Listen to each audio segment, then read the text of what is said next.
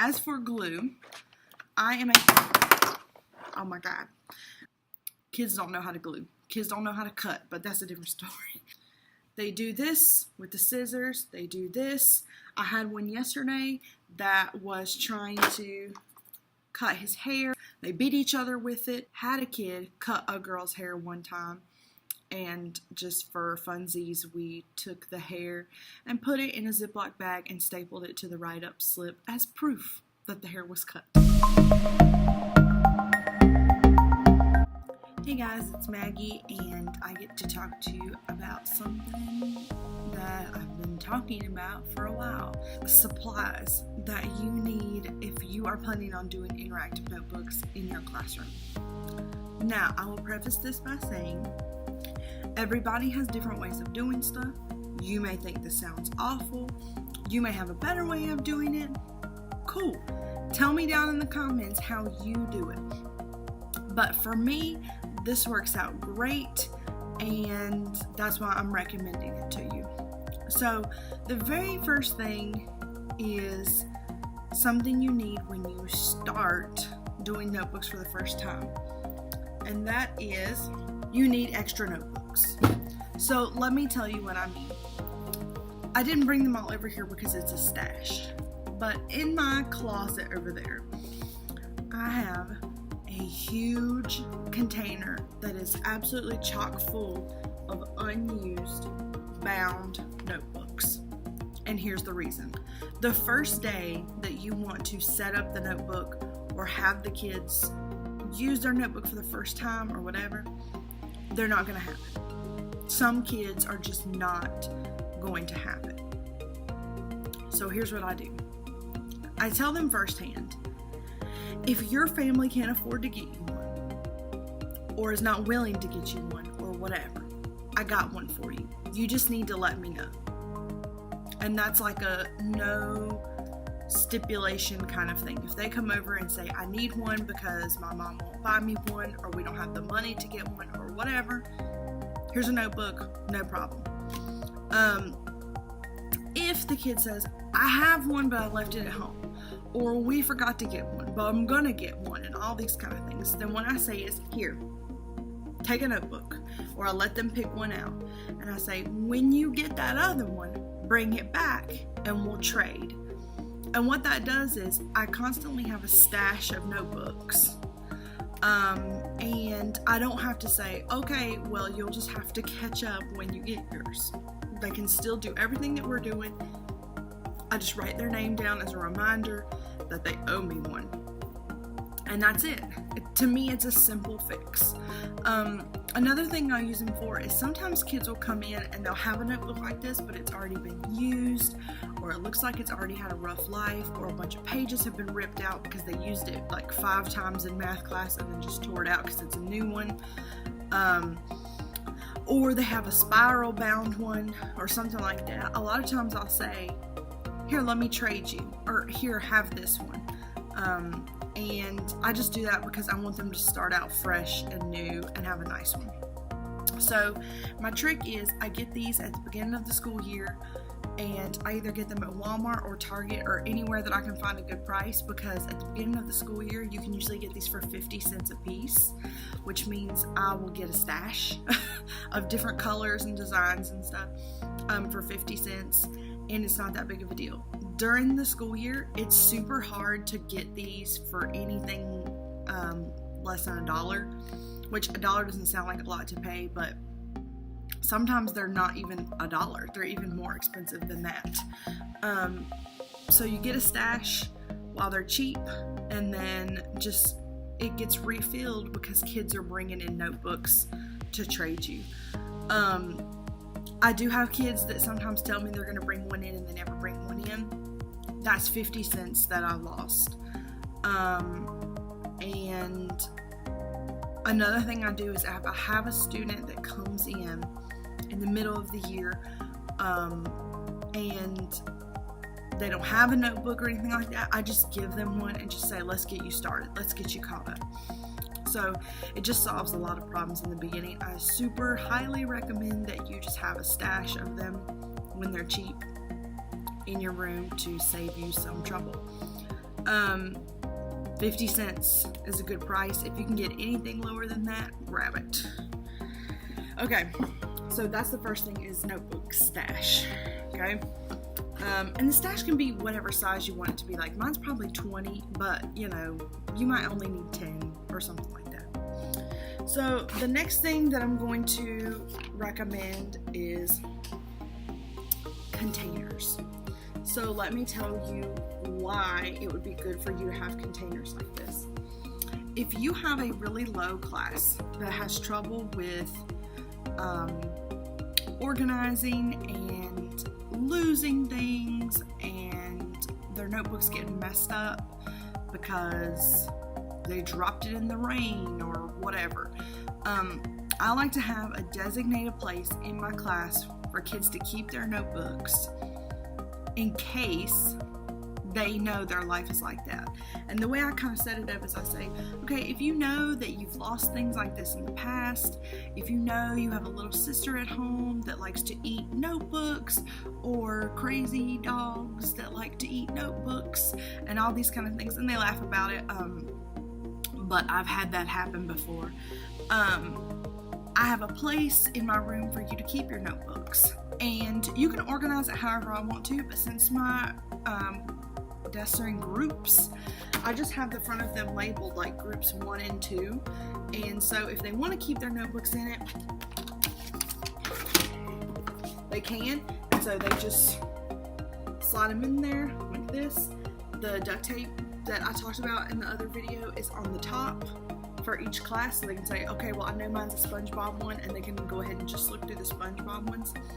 It helps a lot with teaching the kids about organization, and it helps keep your classroom a little bit neater.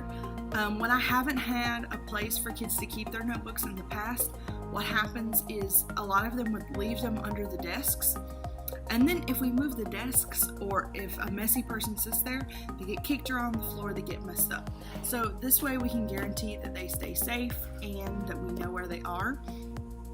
Another thing that's good about if you force your kids to keep their notebooks here, which I did in the past with a really rough class, it means that anytime you want to check them, they're in your room. So you don't have to say, turn in your notebook so I can check it, blah, blah, blah, blah, blah. They're just there. So if you just want to check on a kid really fast, so-and-so was sleeping, I wonder if he got the warm-up yesterday, grab it, look through it, put it right back. They don't even know. So I recommend having a place for you to put them. Let me give you an idea beyond that. I know some teachers will have like a big crate, and every notebook for a class goes in a crate. That's a way to do it. You can do it like this. I'm about to consolidate mine because I only have about 5 kids out of 3 classes that want to keep their notebook here. The rest of them are taking it home and using it to study and are keeping track of it, which I'm totally fine with. That's a good thing. So I'm probably going to only make 1 container because I only have 5, and you can see like there's tons of room. So I don't need a container for every single group. So I'm just going to consolidate, and that gives me some more bookshelf room. But I recommend you having a place for them to keep them just in case they want to, and it helps them learn a little bit of responsibility. I know that people at home go through my book bag and mess stuff up, so I'm going to keep it here. Alright, it's going to be hard for me to show you. So this is one of those 3-drawer containers. Is it Rubbermaid? It's Sterilite drawers. Oops. So I got this at Walmart. Okay, I would much rather have the black ones, but all they have are the white ones, so it works. These Sterilite drawers are amazing, and I'm going to tell you why I use them and why I think you should use them. So when you do notebooks, your kids need supplies a lot. They need glue sticks, they need scissors, they need colored pencils, they need a colored pencil sharpener, rulers, all these kind of things, eraser, highlighter, all that stuff. Which, speaking of that, there's a highlighter in here that's not supposed to be. Anyways, the problem is, I found that when you keep them on a container on the group, here are some things that happen. Number 1, the kids mess and play with them. They're going to. They're a distraction. I have kids, I'll demonstrate that. These are high schoolers now. They do this with the scissors, they do this. I had one yesterday that was trying to cut his hair. A horror story for you. One of my other friends that's a teacher had a kid cut a girl's hair one time, and just for funsies we took the hair and put it in a Ziploc bag and stapled it to the write-up slip as proof that the hair was cut. But the kids are going to play with stuff. Another example, they take the ruler, do this, they beat each other with it. They're doing baton stuff with it, all of these kind of things. That is why I don't like the supplies being kept on the desks. Another reason is because I have my kids, when we take a test or a quiz or something like that, they have to turn the desk and face the front and move away from their group. What that means is we're moving the desks a lot, so where is that container going to go? So here's my solution. I have the drawers, and the reason I like the drawers is they only get the drawers when they need them. As soon as they're through, they go put the drawer back.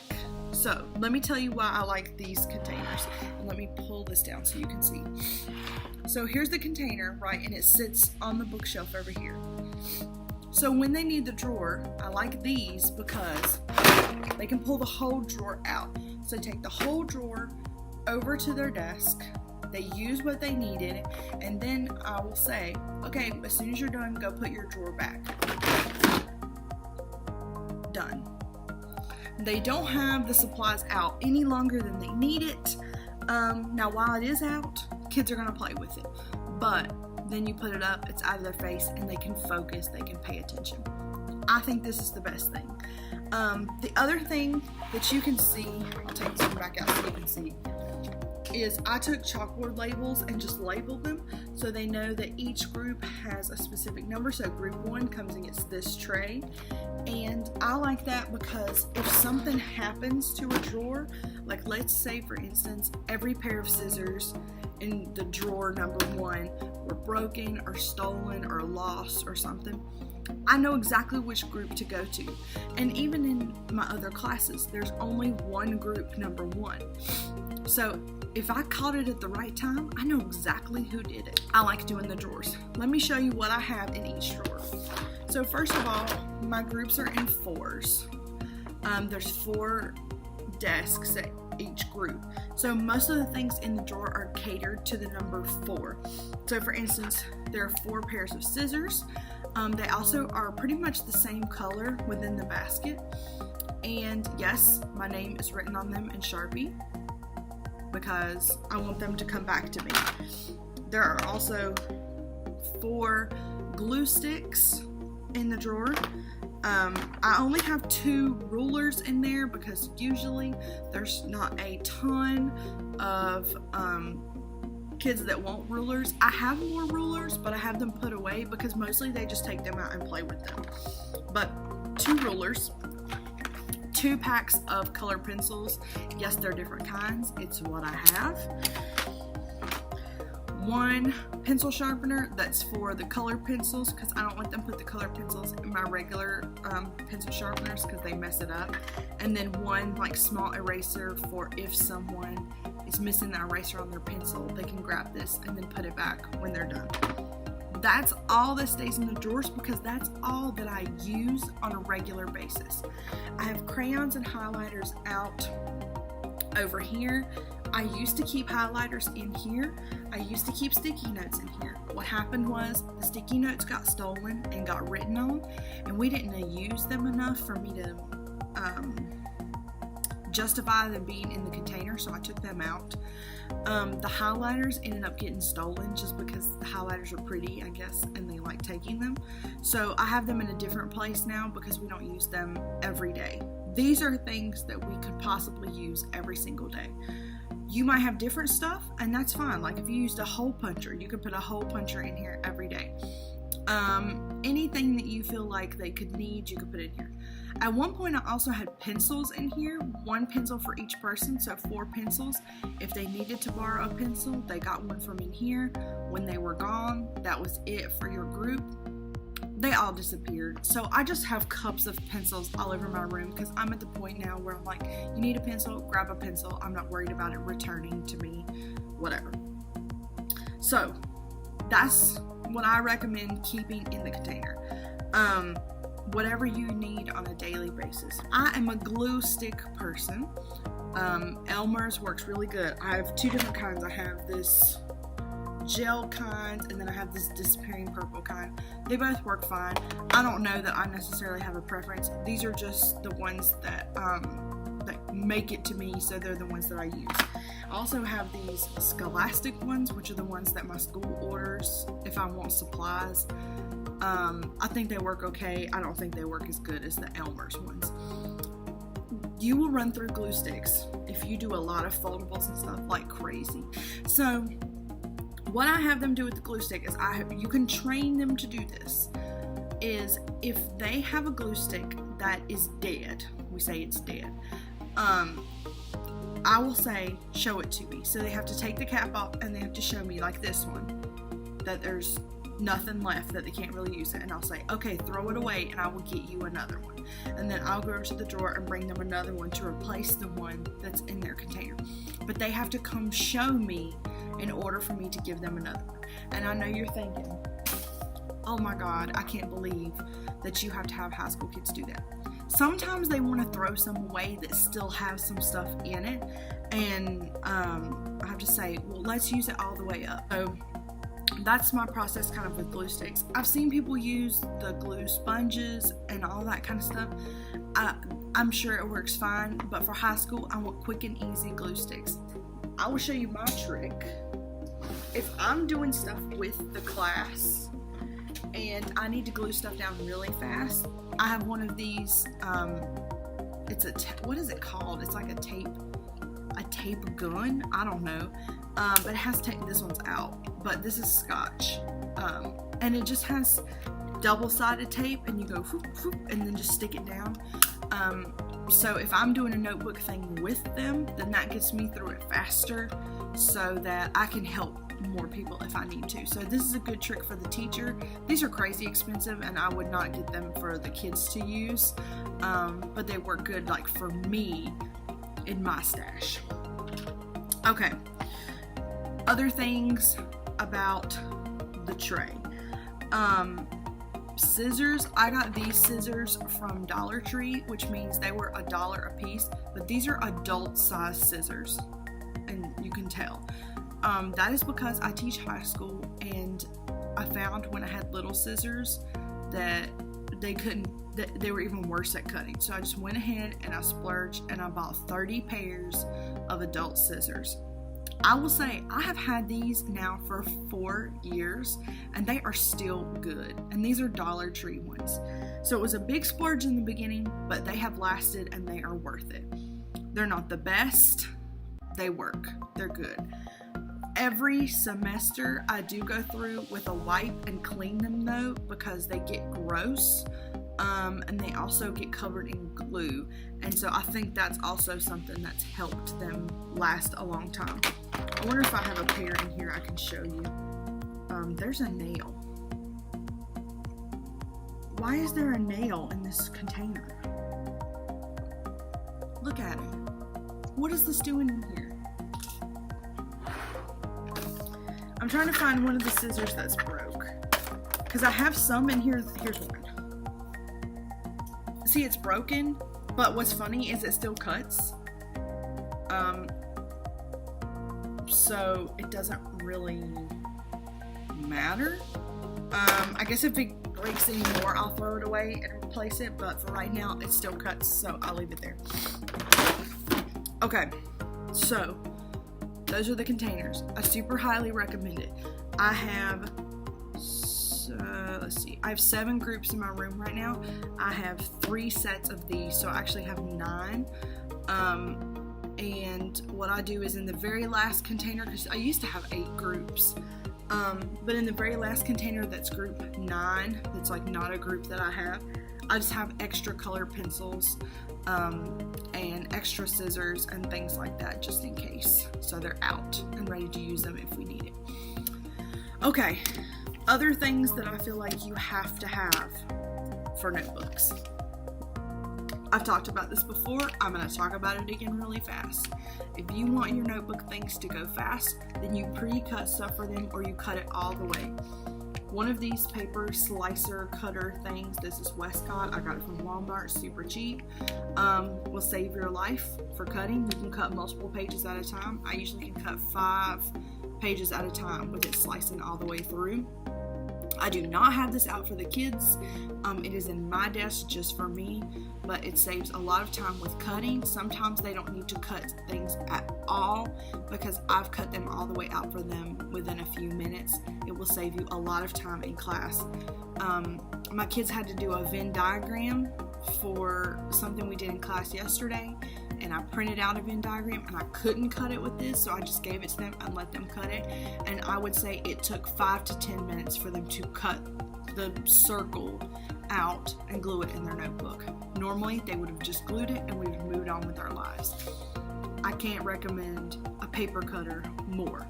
Also, I don't know about your school, but our paper cutter in our workroom folds the paper. It doesn't cut it. I guess it needs to be sharpened. So this will actually cut stuff and it's worth it. So get one of these. If you're not using whiteout tape, what are you doing with your life? So this is correction tape.